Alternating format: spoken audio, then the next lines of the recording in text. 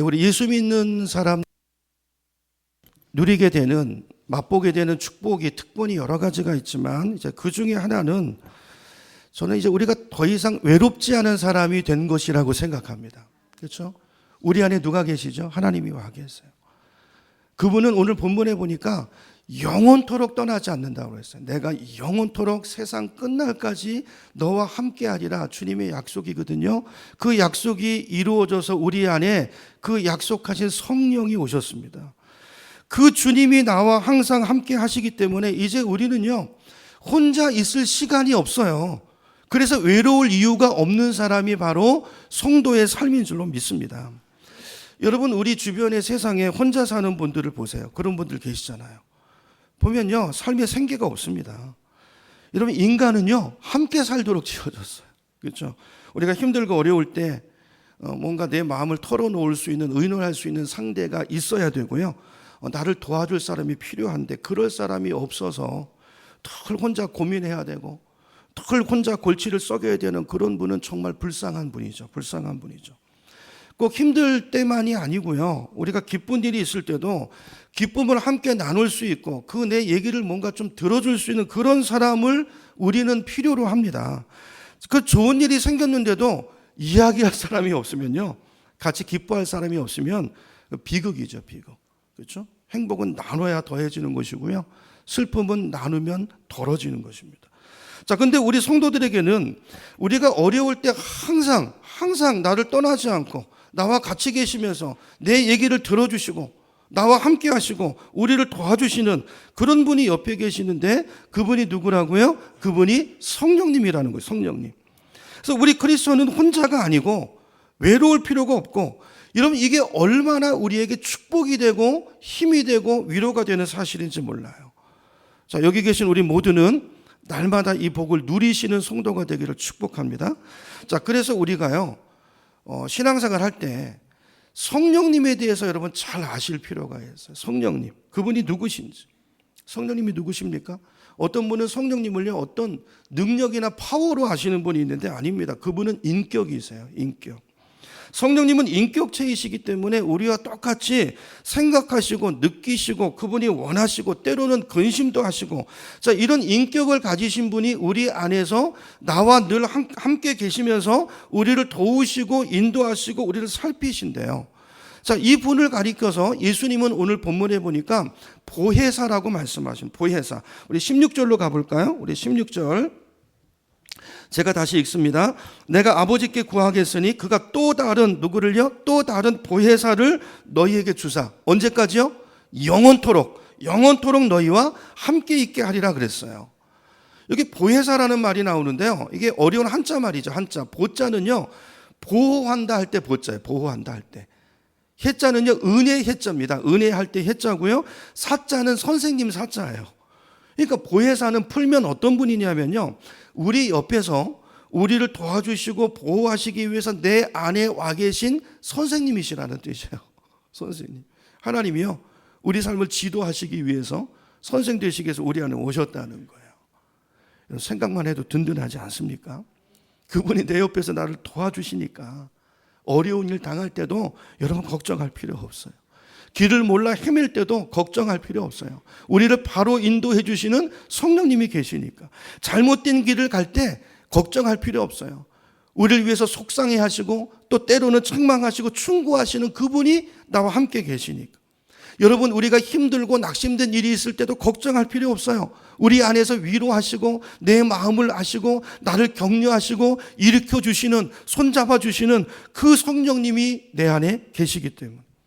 그러니까 중요한 것은요, 여러분, 그분이 인격이라는 걸 놓치시면 안 돼요. 인격. 그렇기 때문에 우리가 그분을 존중하고 환영해야 돼요. 그 인격이시니까 우리가 이것만 주의하고 항상 성령이 나와 함께 계신다는 것을 의식하고 그분을 주목하고 그분을 존중하는 삶을 살기만 하면 그분이 도우신다는 거예요. 그러니까 우리가 기쁨의 삶을 살지 않을 수 없다는 것입니다. 이 성령님을 의식하고 살면 우리는 외로울 수 없고요, 어떤 상황 속에서도 우리는 절망할 수가 없고, 그죠? 주님이 주시는 기쁨, 그 평강을 누리면서 승리할 수 있다는 것입니다. 이게 복이죠. 이게 진짜 복이에요. 여러분 성령님을 주목하시기 바랍니다. 그분을 바라보시기 바랍니다. 그분과 교제하셔야 돼요. 교제하셔야 돼요. 자, 오늘 이제 읽은 본문을 보면 예수님께서는 보혜사 성령님에 대해서 4가지 사실을 말씀해 주고 있습니다. 자, 이걸 오늘 우리 마음에 잘 새기고 성령님이 이런 분이구나. 그리고 이 확신 가운데서 성령님과 더 지식을 가지고 더 잘 동행하시는 저 여러분 됐으면 좋겠습니다. 자, 4가지 살펴볼 텐데요. 자, 첫 번째는 17절로 가보십니다. 17절에 보면 자, 성령님을 누구라고 말씀하시냐면 그분은 진리의 영이시다 그랬죠. 진리의 영이시다 그랬어요. 그래서 여러분 성령님은 진리의 영이시기 때문에 여러분 진리를 알기 원하시면 어떤 일에 대한 우리 인생에 대한 이게 뭔가 그 진짜 실체 진리를 알기 원하시면 반드시 누구의 도움이 필요하다는 거예요? 성령님의 도움이 필요하다는 거예요. 진리가 뭘까? 뭔가 그 실체를 규명하기 위해서는요, 그걸 가장 정확하게 규명하실 수 있는 분이 누굴까요? 그걸 만드신 분이잖아요. 만드신 분, 그분이 하나님이잖아요. 그분이 우리 안에 오셔서 그분이 진리를 가르쳐 주신대요. 진리를. 여러분, 성령의 도움이 필요합니다. 내 생각으로 살지 마시고 성령을 의지하고 그분께 답을 구하고, 그죠? 그 말씀을 진리로 결론 삼고 사시는 우리가 되길 축원합니다. 그러니까 성령의 도움이 없으면요, 뭔가 아는 것 같아도 희미하게 안다는 거예요. 뭔가 아는 것 같긴 한데 뭔가 딱 와서 잡히지 않고 뭔가 꽉 이게 해결되지 않는 그런 애매함, 혼돈 가운데 우리가 거할 수밖에 없다는 것입니다. 자, 그래서 여러분 이제 성경을 읽으실 때도요, 반드시 짤막하게라도 진심으로 성령께 구하시기 바랍니다. 하나님, 내가 이 말씀 읽는데 이 말씀이 깨달아지게 하시고 진리가 내 안에 임해서, 그죠? 이 진리가 나를 자유케 하는 이 은혜를 누리게 하소서. 기도하시고 말씀을 대하면 성령이 누구라고요? 진리의 영이시니까 진리를 밝히 보이신다는 것입니다. 그렇죠? 믿으시기 바랍니다. 두 번째, 또 성령님은 17절 후반절에 가보니까 이렇게 말해요. 그는 너희와 함께 거하심이고 또 어디 계신데요? 너희 속에 계시겠습니다 그랬어요. 여러분, 예수 믿는 사람은요, 안에 누구를 모시고 사는 사람이죠? 성령님을 모시고 사는 사람. 성령님이 어디 계신다고요? 우리와 함께 계시고 내 속에 안에 계시다는 거예요. 자, 그러므로 여러분 성령님을 만나기 위해서 어떤 다른 장소로 갈 필요가 있습니까? 없습니까? 없어요. 성령님이 어디 무슨 특정한 기도원에 계시는 게 아니고 내 안에 계세요. 내 안에. 이걸 우리가 놓치고 모르고 사는 거예요. 내 안에 계십니다. 그래서 도움을 청하기 위해서 다른 사람, 다른데 어디 찾아갈 필요가 없고, 여러분 이걸 훈련하셔야 돼요. 내가 성령의 음성을 잘 들을 수 있도록, 그분을 느낄 수 있도록, 누릴 수 있도록, 그분과 동행할 수 있도록, 친밀함 가운데 거할 수 있도록 자꾸 죄를 버리고 진리 가운데 들어가고 그분을 환영하고 그분과 대화하고 눈 뜨면서부터 대화를 나누세요. 여러분, 언어도 배워가는 것입니다. 함께 할수록, 그죠? 그분을 누리게 돼요. 누리게 돼요. 그래서 여러분, 성령님은 우리와 같이 계시고 내 안에 계시기 때문에 성령님의 도움이 필요하면 여러분 어떤 한계 상황 속에 부딪히면 그 자리에서 무릎 꿇으시는 거예요. 그리고 그분께 말씀하고 그분의 도우심을 구하면 그분이 누구라고요? 보혜사. 우리를 돕기 위해서 오신 분이니까 그게 그분의 사명이고 목적이에요. 우리 안에 거하시는 목적이에요. 도우시는 것입니다. 그렇죠? 세 번째입니다. 세 번째. 자, 성령이 어떤 분이신가? 세 번째, 16절 후반에 보니까 언제까지요?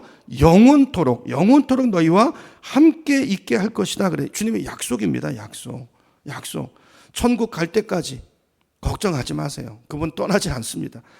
또 천국에 가서도 성령님은 영원토록 우리와 더불어서 함께 계시는 분이시라는 거예요. 자, 어떤 분은 늘 걱정하시는 분 계세요. 아니, 성령님이 내 안에 오셨다가 내가 잘못하면, 내가 죄 지으면 나 싫어서 떠나시면 어떡하지? 걱정하는 분이 계시는데요. 자, 왜 그런 생각을 하시냐면 구약 성경을 읽어보면 뭐 그런 예들이 많이 나오잖아요. 근데 구약 때는 그러셨어요. 성령님이 어떤 이유 때문에 오셨다가 또 순종 안 하잖아요. 그럼 떠나버리십니다. 떠나버리세요. 그 대표적인 예가 사울 같은 사람이죠. 여러분 사울 아시죠? 사울이 처음에 왕이 될 때는요, 하나님과 관계가 아주 밀접했어요. 순종하고 겸손하고, 그래서 성령의 능력으로 사울이요 처음에는 막 예언도 하고요 성령의 은사를 굉장히 많이 체험하고 성령이 나타났던 그런 인생이었습니다. 자, 그런데 사울이 왕이 되고 나서 어떻게 됩니까? 교만해지죠. 그러다 보니까 자기 생각이 앞서가지고 말씀에 불순종하기 시작합니다. 그러니까 성령님이 어떻게 하세요? 떠나세요. 성령이 떠나시니까 누가 들어와요? 그 안에 악신이 들어와가지고 그죠? 고통하는 인생을 살지 않습니까? 굉장히 중요하죠. 여러분, 성령님은 자 이런 어떤 구약의 또 다윗 경우도 그러잖아요. 다윗 같은 경우도 이 사울의 예를 봤기 때문에 다윗이 죄를 짓고 범죄했을 때 하나님 앞에 뭐라고 기도합니까? 간절히 결사적으로 기도하잖아요. 하나님, 성령을 거두지 말아주세요. 여러분, 성령을 거두면 그 인생 끝나는 것입니다. 그 인생 끝나는 거예요. 여러분, 우리가 내 힘으로 사는 것 같지만 아니요. 성령님이 도우시는 거 한번 잘 보세요. 여러분, 인생을 한번 잘 뒤돌아보세요. 하나님의 은혜입니다. 그분의 보호 안에 우리가 서 있는 거예요.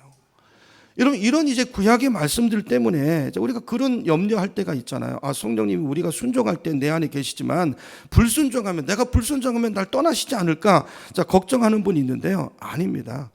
아니에요. 왜냐하면요, 여러분, 구약과 신약은 달라요. 자, 오늘 말씀해 보면 예수님이 약속하시는 거거든요. 이걸 이제 새 언약이라고 그래요. 그러니까 내가 이제 가면 내가 너희를 떠나는 것이 너에게 유익이다 그러시잖아요. 가면 그게 끝이 아니고 지금까지는 누가 보혜사였어요? 제자들한테 예수님이 보혜사 역할을 하셨잖아요. 예수님이 도와주시고 인도하시고 끌어주시고 그렇게 하셨는데 내가 가면 또 다른 보혜사라고 돼 있죠. 또 다른 보혜사를 너희에게 보낼 텐데 그분이 성령님인데 자 나는 떠나지만 그분은 너희를 떠나지 않고 어떻게 해요? 영원히 함께 할 거야. 이게 언약이거든요. 이걸 새 언약이라고 해요. 이걸 두 자로 줄여서 신약이라고 이야기합니다. 여러분, 구약과 옛 언약과 신약, 새 언약은 완전히 다른 언약이에요. 이 두 가지 차이를 잘 이해할 필요가 있습니다. 자, 우리는 옛 언약 백성이 아니고 새 언약 백성이에요. 그렇죠? 우리는 예수님과 새 언약을 맺고 그 언약의 자손이라고요. 자, 그러므로 내가 하나님과 어떤 계약을 맺었는가, 내가 어떤 언약 아래 있는가를 잘 아시고 그걸 주장하실 수 있으셔야 돼요. 이게 우리 성도의 삶이에요. 여러분 어떤 일 할 때도 계약 쓰시잖아요. 계약서. 그거 잘 보셔야 됩니다. 잘 보셔야 돼요. 잘못하면 손해도 보고요. 그걸 잘 알아야 계약이 담고 있는 유익을 누리는 것과 마찬가지로 자, 하나님이 우리에게 복을 주시기 위해서 계약을 맺었는데 이 계약을 잘 이해하고 언약 안에 있어야 하나님이 약속하신 복을 받아 누리는 백성이 되는 거예요. 자, 구약과 신약의 차이가 뭘까? 아니, 옛날에 약속이 있는데 왜 하나님이 또 새 언약을 맺어야만 했을까라는 걸 이제 오늘 말씀을 중심으로 한번 살펴보려고 합니다. 자, 구약과 신약의 가장 큰 차이가 뭐냐면요. 우리 예레미야서로 한번 가보겠습니다. 자, 찾기 어려우신 분은 스크린 보셔도 되고요. 가능하시면 찾으시면 더 좋을 것 같아요. 31장 31절을 보시면 자, 제가 읽어보겠습니다. 제가 읽습니다. 눈으로 보세요. 여호와의 말씀이니라 보라 날이 이르리니 그러니까 때가 되면 그 말이죠. 여러분 신약이 시작할 때 때가 참에 예수님이 오시잖아요. 이 새 언약을 위해서 예수님이 오시는 거예요. 그 때를 말하고 있어요. 자, 보라 날이 이르리니 내가 이스라엘 집과 유다 집에 뭘 맺는다고요? 새 언약을 맺는다는 거예요. 언약을 다시 맺겠다 그 말이에요. 너희와 옛날 언약을 맺었는데 그거 내가 보니까 안 되겠어. 그거 파기하고 언약 다시 맺자. 계약서 다시 쓰자 그 말이에요. 이거를 이제 약속을 하신 거예요. 예언을 하시는 거예요. 누구를 통해서요? 예레미야라는 선지자를 통해서. 예레미야는요, 예수님이 오시기 전 약 600년 전에 살았던 분이에요. 그러니까 600년 전에 이 예언을 미리 주신 것이죠. 자, 32절입니다. 32절. 자, 새 언약을 약속하셨는데 그 언약이 뭔가? 제가 읽어볼게요. 이 언약은 뭐예요? 새 언약이죠. 신약, 새로 맺을 언약은 내가 그들의 조상들의 손을 잡고 애굽 땅에서 인도하여 내던 날에 맺은 언약과 같아요, 틀려요? 다르다는 거예요. 본질적으로 다르다는 거예요. 여러분 모세를 통해서 옛날에 시내산에서 맺었던 옛 언약 그건 뭡니까? 여러분 요즘 새벽에 신명기서를 계속 설교하고 있는데요. 그러니까 계약을 맺었는데 그거는 조건이에요, 조건. 너희가 요 말씀의 규례들을 잘 지키면 요런 복을 받을 것이고 못 지키면 뭘 받아요? 저주를 받는 거. 그러니까 율법을 지키면 뭐예요? 복이고. 근데 못 지키면 뭐죠? 저주예요, 저주. 자, 이 계약을 주신 목적은 뭐죠? 행복이에요, 행복. 복입니다, 복. 자, 그런데 문제는 뭐냐면, 자, 행복을 주시려고 계약을 맺으셨는데, 문제는 그 계약을 당사자인 백성들이 지키는 거예요, 못 지키는 거예요? 못 지켜요. 그러니까 복을 받는 게 아니라 하나님의 의도와 다르게 뭘 받아요? 복이 아니고 저주를 받아요, 맨날 포로로 끌려가고. 하나님을 믿는데 지지공상으로 살고, 그렇죠? 늘 저주 가운데 살고. 자, 그래서 하나님이 안 되겠다, 안 되겠다. 이미 맺은 언약이 있지만 이거 못 지키니까 암만 좋은 거면 뭐해요? 못 지키는데 의미가 없는데. 그래서 그 구약을 파기하고 안 되겠다. 새 언약을 다시 맺으시는데 왜 다시 맺으시는가? 그 이유를 32절 후반에서 설명합니다. 32절로 가보죠. 그 밑에 보면, 자, 아까 이제 내가부터 읽을게요. 내가 그들의 남편이 되었어도 그들이 내 언약을 깨뜨렸습니다. 깨뜨렸다는 말은 지키지 못하니까 그 언약에서 벗어났다는 거예요. 그렇죠? 여호와의 말씀입니다. 자, 이유가 뭐라고 설명합니까? 언약을 맺었는데 언약의 목적은 뭐라고요? 행복이죠, 행복. 신명기 10장 13절. 그죠? 행복에 복을 주시려고. 근데 그들이 그 계약의 내용을 지키지 못하기 때문에 어떻게 돼요? 하나님이 생을 바꾸신 거. 하나님은 우리의 행복을 원하시니까. 자, 왜 지키지 못합니까? 하나님께서 십계명이라든지 이렇게 하나님 뜻대로 너희가 이렇게 살아 복을 받는다 많은 말씀을 주셨는데, 자, 이스라엘 백성들은요 그렇게 살고 싶은 마음도 없고 능력도 없어요. 능력도 없어요. 그러니까 계약을 맺어도 소용이 없는 거죠. 자, 그래서 하나님께서는 이제 그거 파기하고, 자, 새로 계약 맺자. 자, 신약 새 언약을 세우겠다. 자, 그렇게 해서 33절입니다. 33절 이렇게 말해요. 33절. 그러나 그날 후에 내가 이스라엘 집과 맺을 언약은 이러하니 곧 내가 나의 법을 이제는 어디다 둔다고요? 그들의 속에 두며, 아까 예수님이 하신 말씀이죠. 그들의 속에 두며, 자, 그들의 어디에 기록한다고요? 마음에 기록하여 나는 그들의 하나님이 되고 그들은 내 백성이 될 것이라. 여호와의 말씀이니라. 전에는 십계명 율법을 어디에다 새겼습니까? 돌판에다 새겼잖아요. 그렇죠? 근데 그거를 지금 어디다 새긴다고요? 마음판에 새긴다는 거. 왜요? 아니, 아무리 십계명을 주고 이렇게 살아라 저렇게 살아라 해도 그렇게 살 수 있는 능력도 없고 그런 마음도 없고, 그러니까 자꾸 저주만 받고 고난만 당하고 이러니까 다시 새로운 계약을 하나님이 맺기를 원하시는데, 자, 그때는 어떻게 하느냐 하면 돌판에다가 외부에다가 그 계명을 새겨주는 게 아니라 우리 마음에다 새기겠다는 거예요. 이게 바로 누구에 대한 약속입니까? 성령에 대한 약속이라는 거예요. 성령. 우리 안에 성령을 보내시겠다는 거예요. 너희 힘으로 안 되니까 내가 하겠다. 내가 그 언약을 너희 안에 이루어내겠다. 이게 이제 하나님 말씀의 요지인 것입니다. 그렇죠? 자, 하나님께서, 자, 그러므로 이제 정리를 하면요, 구약과 신약의 가장 큰 차이는 뭐냐면, 구약은 언약을 지켜야 되는 책임이 누구에게 있는 거예요? 누구에게 있습니까? 당사자인 나에게 있어요. 그렇죠? 나에게 있어요. 근데 신약은 자, 그 계명을 지키도록 하는 책임을 누가 지시겠다는 거예요? 누가 지시겠다는 겁니까? 하나님이 지시겠다는 거예요. 이제는. 그래서 그 책임을 감당하기 위해서 누구를 보내신 거예요? 성령님이 오신 거예요. 자, 그런데 성령님이 오시려면, 우리 안에 오시려면 조건이 있어요. 하나님은 거룩하신 분이기 때문에, 거룩의 영이시기 때문에 더러운 죄된 우리 안에는 오실 수가 없잖아요. 임하실 수 없잖아요. 그래서 성령이 오시기 위해서 예수님이 오신 것입니다. 쉽게 말하면. 맞죠? 그래서 우리 죄를 정결케 하고 성령이 오실 수 있는 조건을 구비하시고, 그리고 그 예수님을 믿고 예수님 영접하는 자들에게 성령을 보내시는 거예요. 그 죄를 씻으시고 그 안에 성령이 임하시는 거예요. 그리고 이제는 그 성령님이 언약의 당사자가 돼서 당신의 열심과 그분의 사랑과 그분의 신실함으로 이 언약이, 이 행복의 조건이 우리에게 이루어지도록 당신이 책임지고 당신의 생명을 걸고 우리 삶을 이끄시겠다는 거예요. 뭐가 돼서요? 보혜사가 돼서. 우리는 자지만 그분은 안 주무세요. 우리는 내가 가는 길이 뭔지도 모르고 가지만, 아니, 그러나 그분은 아시고 우리를 인도하시고 우리를 이끄시고 우리를 도우신다고요. 그래서 하나님의 말씀이, 주님의 뜻이 우리 안에 이루어지는 것입니다. 누구 때문이에요? 성령님 때문에. 근데 이 성령님이 오신 건 누구 때문이에요? 예수님. 네, 그 십자가의 보혈로 성령이 오셔서 그 일을 우리 안에 누가요? 하나님이 이루시겠다는 거예요. 그러니까 우리 구원을 위해서 삼위 하나님이 하나가 돼서 일체가 돼서 우리를 구원해 내신 것입니다. 하나님이 계획하시고 예수님이 그 계획에 순종하시고 성령님이 우리 안에 오셔서 그걸 실행하시는 거예요. 놀라운 은혜가 우리에게 임해 있는 것입니다. 그러니까 예수님이 그 말씀하시는 거예요.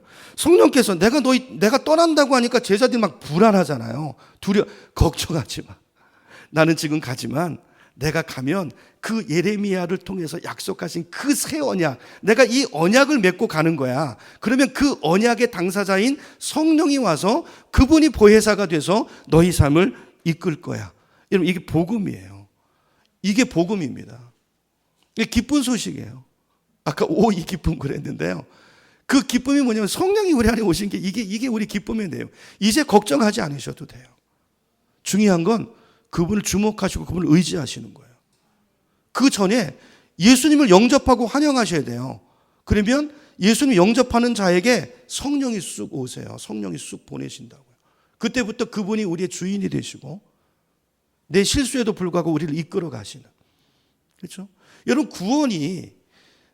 구원이 나에게 달려 있다면 우리는 얼마나 불안할까요? 왜냐하면 내가 나를 잘 알잖아요. 내가 얼마나 안 신실한지. 그렇죠? 불안하죠. 그 구원은 소망이 없는 구원이에요. 그래서 새 언약은 내가 하겠다. 내가. 우리 연약함을, 우리 약함을, 우리의 변덕스러움을 주님이 아시니까 주님이 오셔서 나의 열심으로, 나의 신실함으로 내가 너희를 구원할 거라. 여러분, 이 말씀이 오늘 얼마나 우리에게 위로가 되고 힘이 되는 말씀인지 몰라요. 여러분, 성령님을 아시고 그분을 환영하시고 날마다 그분과 동행하시는 여러분의 삶이 되기를 축복합니다. 자, 예수님이 성령을 소개하면서 16절 가보니까 다시 봅니다. 다시 정리할게요. 자, 또 다른 보혜사다 그랬죠. 여기 다르다는 것은 질이 다르다는 것이 아니라 다른 분이라는 거예요. 여러분, 하나님이 몇 분이십니까? 하나님 몇 분이시죠? 하나님은 세 분이세요. 성부 하나님, 성자 하나님, 성령 하나님. 세 분이세요. 인격이 다르신데, 근데 이 세 분이 하나로 계세요. 이게 이제 우리가 이해하기 어려운 삼위일체 교리가 여기서 나오는데요. 다른 인격이십니다. 그런데 그분은 분리될 수 없으세요. 분리될 수 없는 한 분이세요. 자, 여기 보면 이제 말씀이 주님이 이렇게 말씀하세요. 자, 나는 너희와 잠시 있다 가지만 내가 나와 똑같은 다른 보혜사를 보내줄 텐데 이분은 너희들과 영원히 함께 있을 거다. 그런데 그분이 너희와 함께 있는 게 내가 너희와 함께 있는 거야. 그래서 이 말씀을 하시죠. 그렇죠? 우리가 예수님 영접하면 성령님이 우리 안에 들어오시는데 그분은 영원토록 여러분을 떠나지 않고 함께 하시고 여러분의 보혜사가 되신다는 것을 반드시 믿으시고 날마다 그분을 바라보고 그분을 주목하고 그분의 음성을 듣고 내 힘으로 살지 마시고 내 생각으로 살지 마시고 물어보시고, 그죠? 이게 뭡니까? 진리를 실체를 보게 하신다는 거예요. 우리는 보는 것 같지만 못 볼 때가 많거든요. 잘못 볼 때가 많고요. 참 우리는 실수가 많은 사람들이에요. 늘 성령님과 동행하는 법을 배우시면 다른 인생을 살 수 있어요. 그 얘기를 하시는. 자, 마지막 네 번째입니다. 자, 네 번째는 성령님이 오시면 너희들은 그분을 보는데 세상 사람은 보지 못한다 이렇게 말씀하세요. 17절입니다. 17절 제가 읽어볼게요.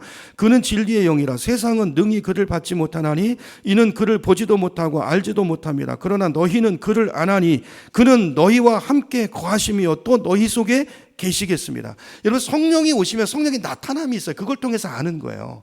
본다는 게 눈으로 육안으로 본다는 말이 아니고, 여러분, 바람이 눈에 보입니까? 바람이 보이나요? 바람 보시는 분이 있으신가요? 바람이 있다는 걸 알죠. 어떻게 알아요? 바람이 지나가면 나타남이 있죠. 그렇죠? 우리가 집 안에 요즘은 하도 이게 방음도 잘 돼 있고 해서 바람 부는 소리가 안 들릴 수 있지만 창 밖으로 멀리 보면 깃발이 펄럭거리고 나뭇잎이 날아다니고 그걸 통해서 바람이 어디서 어디로 부는 걸 우리가 인식할 수 있잖아요. 자, 여기 본다는 것은요, 감각한다는 뜻이에요. 느끼고 안다는 것입니다. 그렇죠? 그러니까 성령이 여기 보세요. 자, 세상은 보지 못해. 왜 보지 못하냐면 밖에 있으니까 몰라요. 근데 우리는 우리 안에 있으니까 그 성령의 나타남이 나에게 나타나요. 그분이 와 계시면 와 계시다는 증거가 나타나요. 뭘로 나타나죠? 은사로 나타나고, 여러분 하나님을 아버지라고 부르시죠, 여러분? 하나님을 아버지로 부르는 게 성경을 보면 그게 누가 하시는 일이에요? 성령이 하시는 일이에요. 여러분 하나님을 아버지라 부르십니까? 성령이 내 안에 와 계시는 거예요. 자, 이런 증거들을 이제 다음 주에 또 자세히 보고요. 자, 이런 증거들을 주셨어요. 이걸 통해서 은사가 임하는 걸 보고 방언이 터집니까? 성령이 와 계시, 성령이 나타나며. 그렇죠? 하나님 예수가 그리스도라고 믿어지십니까? 성령이 아니고는 예수를 주시라 할 수 없다니까요. 그게 성령이 와 계시는 증거예요. 그러니까 느낌이 아니고, 자, 이런 증거들이 우리에게 있고 요걸 통해서 확인하는 거예요. 자, 그래서 세상은 보지 못하고 너희들은 본다는 건 눈으로 본다는 게 아니라 성령이 와 계심을 감각한다는 거예요. 느끼고 확실하게 안다는 것입니다. 여러분 아멘이십니까? 감각하십니까? 감각하셔야 돼요. 하나님 아버지라고 부르시잖아요. 일단 그거 가장, 그죠? 자, 같은 맥락으로 18절부터 이제 21절까지 이제 예수님 그 얘기를 쭉 하시는데요. 자, 15절부터 17절까지 보면 이제 성령님에 관해서 얘기를 하죠. 우리가 지금 살펴봤잖아요. 그분이 오실 거다. 그리고 어디에? 너희 안에 거하실 거다. 자, 바울이 이렇게 말합니다. 너희 안에 성령이 계신 줄 알지 못하느냐? 그럼 버림받은 자다 그랬어. 여러분 지금 죽어도 천국 갈 건 믿으십니까? 아멘이세요? 그럼 뭘로 믿으시죠? 제가 이런 거 물어보면 제가 임종 앞두고 계신 분들한테 가면 제가 이게 구원 질문을 해요. 그러면 내가 믿으니까 여러분 내가 천국 간다는 게 내가 믿기 때문에, 아니 그런 거는 그렇게 하시면 그건 내 확신이 아니고 분명하셔야 되죠. 말씀으로 확인하셔야 돼요. 말씀으로. 그렇죠? 말씀에 근거하셔야 됩니다. 느낌은 느낌으로 하시면 안 돼요. 그래서 많은 분들이 성경을 이런 구원 점검을 제대로 하지 못해가지고 임종 앞에 가서 당황하시는 분들 많아요. 막 두려워하고요. 직분 받으셨는데도 그러신 분들 많아요. 그래서 우리가 여기 보면 우리 안에 거하신다는 걸 확인해. 그걸 감각하지 못하면 버리운 자입니다. 버리운 자예요. 그렇게 말씀하세요. 18절부터 21절까지 주님이 다시 오시겠다고 말씀하죠. 내가 너희 안에 거하겠다. 이렇게 이게 똑같은 이야기를, 성령에 대한 이야기를 예수님 자신에다가 적용하세요. 아까 이야기한 것처럼 여기 삼위일체 교리, 예수님이 곧 성령님이고 다르지만, 그렇죠? 성령님이 곧 하나님이시고, 성령이 계신 곳에 그리스도가 계시고, 그리스도가 계신 곳에 성부 하나님이 계신 거예요. 자, 이 부분은 오후 예배 때 교리 설교를 통해서 자세하게 다루도록 하고요. 자, 일단 오늘 본문 중심으로 넘어가 보면 18절로 가봅니다. 18절에 가보면, 자, 보시면 제가 읽어볼게요. 예수님이 당신 얘기를 이렇게 말씀하세요. 내가 너희를 고아와 같이 버려두지 아니하고 너희에게로 오리라. 19절. 조금 있으면 세상은 다시 나를 보지 못할 것이로되 너희는 나를 보리니 이는 내가 살아있고 너희도 살아있겠습니다. 자, 이게 무슨 말일까요? 왜 세상은 보지 못하는데 제자들은 보는 걸까요? 그 이유는 뭘까요? 주님께서 그 얘기를 하세요. 자, 보는 게 육신의 눈으로 보는 걸 말하는 게 아니라 감각하는 거고, 그분의 살아계심을 우리의 느낌과 너무 확실한 증거들로 우리는 알게 되고 감각하게 되는데, 자, 누가 이 예수님 하나님을 감각하고 알게 되는가? 오늘 주님이 그 말씀하세요. 반복해서 사랑하는 사람이 본다는 거예요. 여러분 그런 말 있죠. 사랑하면 보입니다. 인간관계에서도 사랑하면 보여요. 그 사람이. 다른 사람은 못 보는데 저 사람이 뭐가 보이잖아요. 그게 뭐죠? 그 사람을 사랑하는 거예요. 그분이. 사랑하면 보이고 사랑하면 들립니다. 그래서 오늘 설교 제목이요. 사랑해야 봅니다. 라는 제 오늘 설교 제목 그렇게 잡았어요. 21절로 가봅니다. 자, 주님이 어떤 얘기를 하시나. 21절. 자, 내 계명을 받아서 지키는 사람이 나를 사랑하는 사람이요. 나를 사랑하는 사람은 내 아버지의 사랑을 받을 것이다. 그리고 나도 그 사람을 사랑하여 그에게 나를 나타낼 것이다. 드러낼 것이다. 그랬어요. 내 계명을 받아서 지키는 사람이라 그랬어요. 자, 예수님께서 계명을 어떻게 정리하셨죠? 나의 계명. 구약의 모든 율법을 어떻게 정리하셨습니까?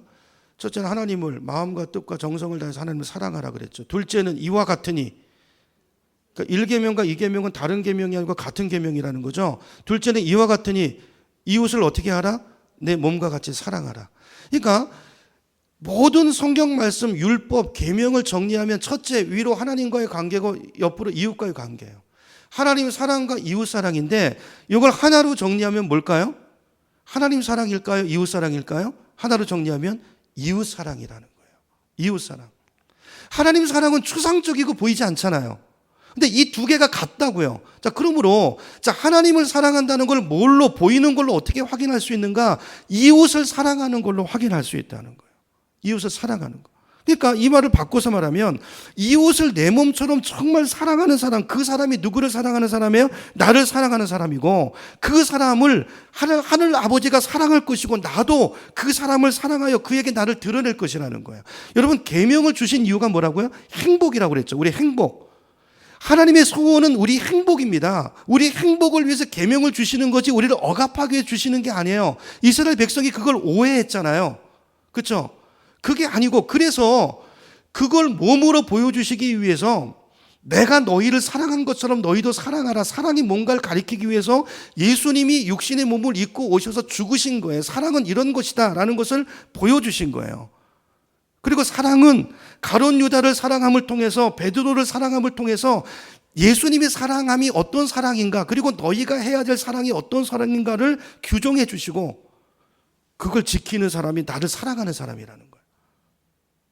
자, 그러면 우리가 여러분 보세요. 계명이 어려운 것이 아니고 예수님 말씀이 사도 요한의 말이죠. 어려운 것이 아니고 쉬운 거예요. 자, 왜 쉽냐면요. 사랑하면 쉬워요.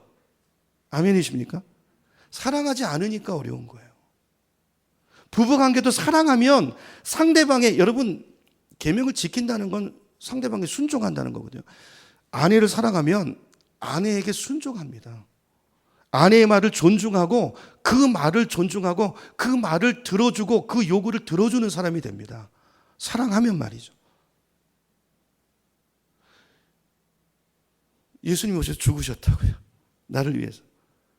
내가 어떨 때요? 죄 짓고 다닐 때. 원수짓 하고 다닐 때. 그때 그분이 죽으셨다고. 그 사랑. 그 사랑. 이 사랑을 깨달으면 그 주님의 마음을 알면 이 주님의 말씀 계명이 나를 억누르는 게 아니라 나의 행복이고 내 행복을 위해서 그분이 생명을 드렸다는 걸 알면 그 계명이 어렵습니까?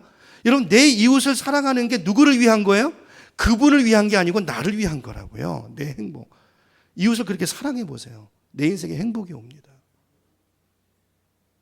내 삶에 행복이 옵니다. 부부가 그렇게 사랑해 보세요. 서로에게 순종해 보세요. 여러분, 신약이 전부 그거예요. 남편은 아내를 어떻게 사랑하고 아내는 남편에게 순종하고 사랑과 순종은 똑같은 얘기입니다. 그게 다른 얘기가 아니라 왜 여자한테만 남자한테 순종, 그 얘기가 아니고 남자는 죽잖아요. 그러니까 예수님이 교회를 위해서 죽은 것처럼 남자는 아내를 위해서 죽으라는 거예요. 더 순전한 순종을 얘기하는 거예요. 그렇죠? 순종.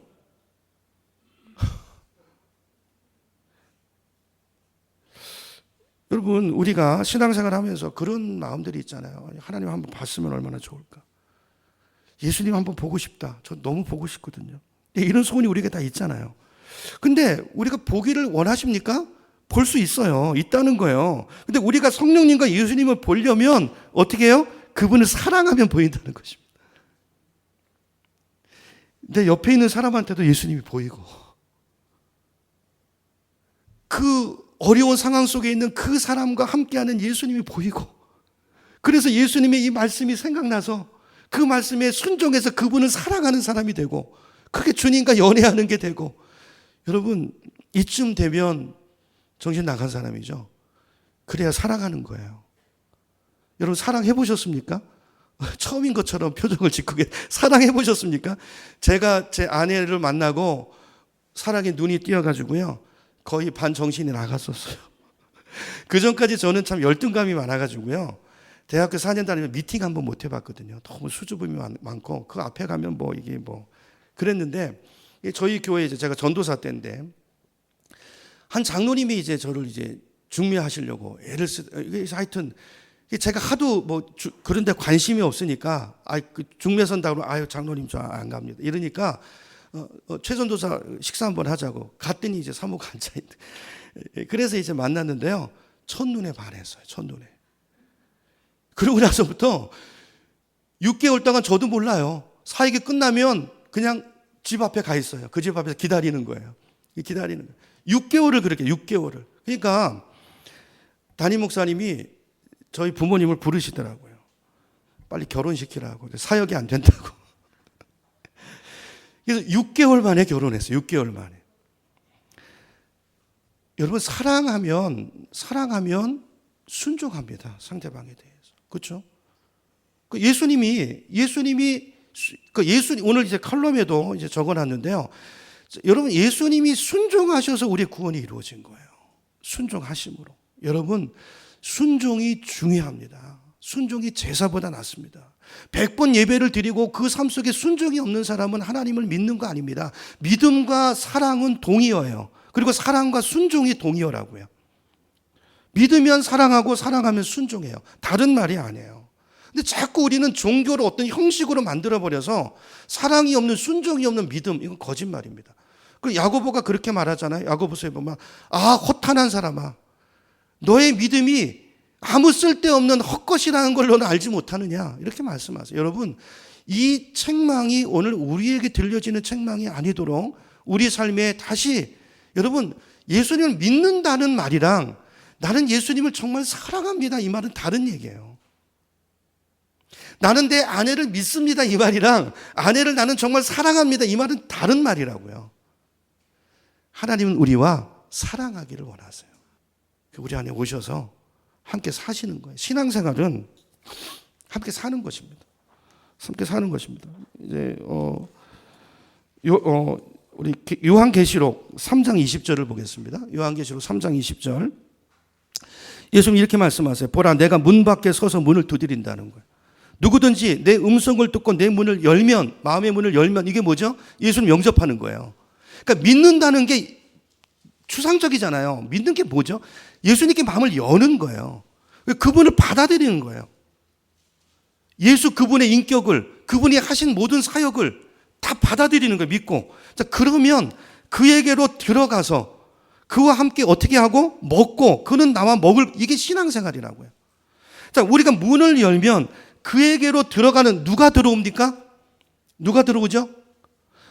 이게 계시록 3장 20절 내가 들어간다고 말씀하시는데 누가 들어오시죠? 오늘 요한복음 14장 말씀에 의하면 성령님이 들어오시죠. 성령님이 들어오는 게 예수님이 들어오시는 거라고요. 그렇죠? 들어오셔서 그분과 함께 먹고 마시는 것. 여러분 이게 신앙생활. 이게 주님의 소원이에요. 이 땅을 향한 주님의 소원. 제발 네 마음을 좀 열어라. 어? 그러면 내가 너에게 들어가서 너와 생활을 같이 해주겠다. 너의 삶을 내가 책임져 주겠다. 너 인생이 꼬이고 안 되지. 그렇지? 내가 너에게 진리의 영을 보낼 거야. 너 그분을 들어. 그분을 따라. 그죠? 내가 너의 인생의 성령을 통해서 너의 인생의 주인이 돼서 너의 앞길을 인도해 줄게. 행복을 향한 초대예요, 초대. 여러분, 이 말씀을 붙드시기 바랍니다. 그리고 예수님의 소원에 순종하시기 바랍니다. 그러니까 신약 성도가 복을 받는 비결은, 여러분 이게요, 구약 백성들 보세요. 그들은 말씀을 지킨다고 그랬잖아요. 바리새인들이 얼마나 말씀을 지키려고 세부적으로 나눠가지고 그냥 열심을 냈는데 진리를 몰라요. 왜요? 진리의 성령과 함께하지 않기 때문에. 그러니까 아는 것 같은데 몰라요, 여러분. 여러분 말씀을 여러분 생각으로 암만 분석하고 해보십시오. 엉뚱한 짓 할 때가 많아요. 그 말씀의 본질과 다른 일을 하고 있다고요. 말씀을 붙들고 말씀의 이름으로, 예수의 이름으로 마귀짓 할 때가 많다고요. 그게 우리라고요.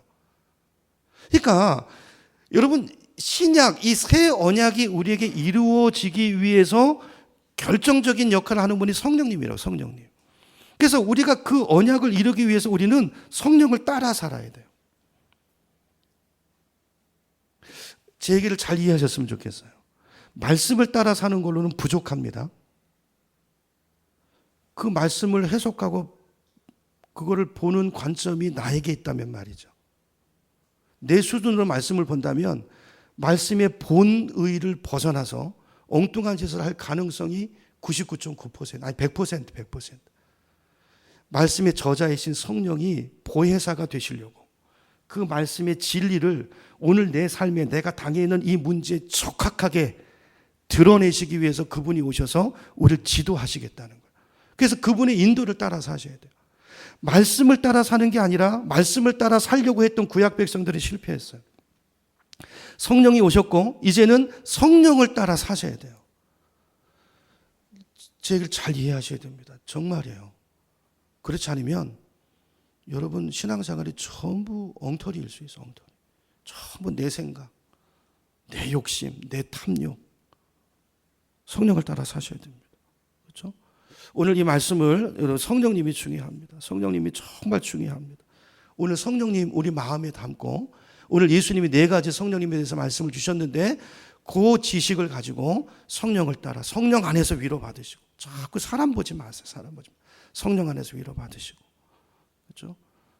진리를 깨달으시고 성령과 동행하시고 그분과 상의하시고 그 보혜사를 누리시고 행복을 누리시는 저와 여러분의 삶이 되기를 주님의 이름으로 축원합니다.